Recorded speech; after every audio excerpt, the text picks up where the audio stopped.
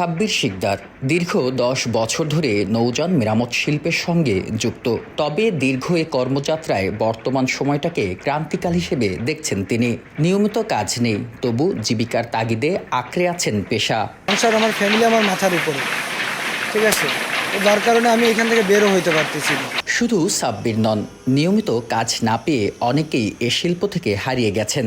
ছাত্র জনতার গণ অভ্যুত্থানে দেশে রাজনৈতিক পট পরিবর্তনের পর থেকেই ব্যবসায়িক মন্দাসহ নানা কারণে খুলনায় নৌযান মেরামত শিল্পে ধস নেমেছে।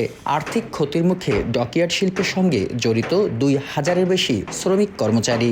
৪ মাস পর একটা ট্রিপ হয়, এখন কি এখানে কি আমি স্টাফ স্যালারি দেবো, না জাহাজ মেরামত করার জন্য যে একটা খরচা আছে সেই খরচাটা আমি জমাবো, যার জন্য মালিকরাই জাহাজগুলো সব বিক্রি করে দিচ্ছে। ৩ ভাগের ২ ভাগই নাই, আমরা যারা আছি তাও সপ্তাহে ২ দিন ৩ দিন কাজ হয়। আমাদের এতে সংসার চালানো খুবই কষ্ট হয়েছে। আমরাও দেখা গেছে এক পর্যায়ে অন্য কাজে ঢুকে যাবো।